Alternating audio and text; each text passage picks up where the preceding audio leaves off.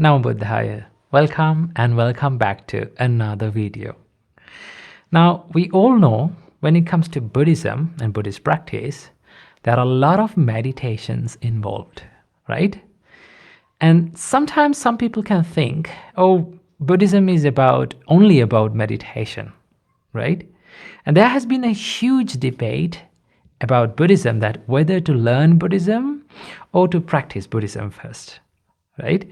So from this video, we're going to talk about whether we should learn Buddhism or to meditate or to do both, or what to do when it comes to Buddhist practice, right? Now, the reason why I made this video is because I found a wonderful sutra that discusses about this matter, right? In this sutra, the main character that appears in the sutra is an enlightened monk called Mahachunda. So Venerable Chunda gives this idea about whether to practice or to meditate. But before that, he explains this debate that had happened within the monks community, within these two groups of monks. So it is very clear, according to this sutra, that there has been monks in the past who only meditate, and also there were another group of monks who only learn Buddhism, like who only become intellectually learned in Buddhism, right? So there have been this huge debate between these two groups of monks, that who are the superior ones. Like the ones who are meditating has been saying that we are the superior one because we practically apply all the Buddha's teachings and we meditate and we experience it. And the other group of monks was saying, like, you don't have any kind of knowledge and intellect about Buddhism, so you don't know what the Buddha is talking about. So there has been this huge debate. And then in the sutra, Venerable Mahachunda clearly explains that neither one of them, right? Neither of these meditating monks nor these keen on Dhamma will be pleased.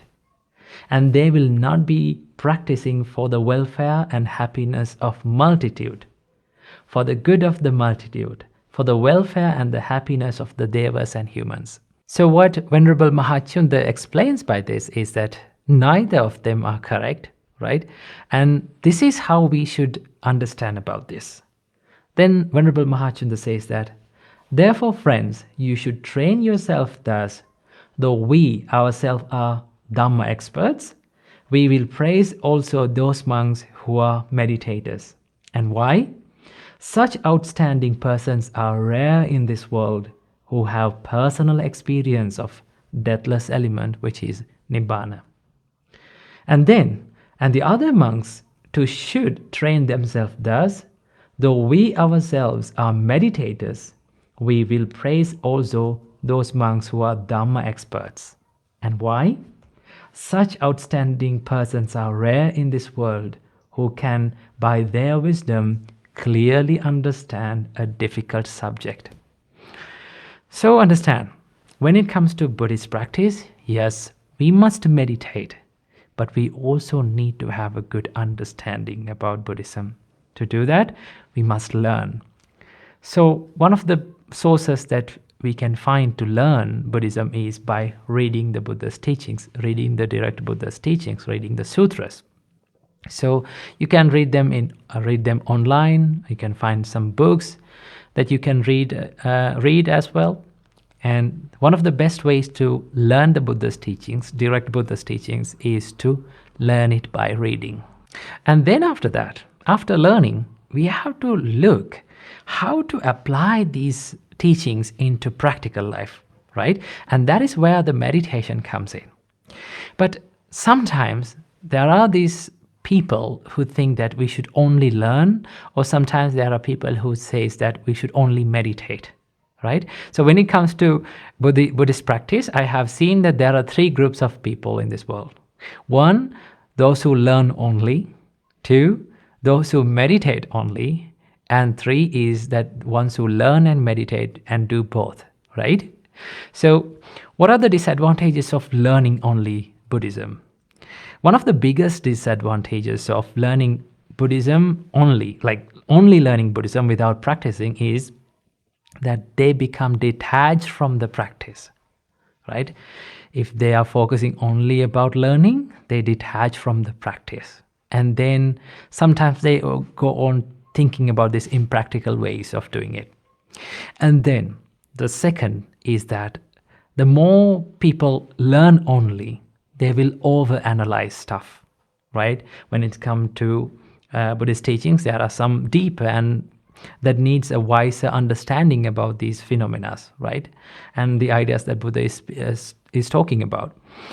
But when they overanalyze it, right? There should be some sort of analyze, yes, there should be wisdom, but overanalyzing will end up in unrealistic, and they will unrealism, and they will end up in like this pointless debates, right? That should not be done when it comes to Buddhist practice. And the third one, this is a big disadvantage for someone who is practicing Buddhism. If you only learn, focused on only learning without practicing, what happens to most of the people that I have seen is that the people end up in arrogance, right? When they have only this intelligence, or when they have this only knowledge, people will end up become arrogant about their knowledge, right? They think that, okay, I know more, so that other people are lower than me, right? They are no match for my knowledge and intelligence when it comes to Buddhism. So these are the disadvantages of only learning Buddhism. And also, there are some disadvantages with only meditating, right? Because when you don't have any kind of context or idea about practice, right? Any kind of knowledge about practice, then you will be misguided most of the time.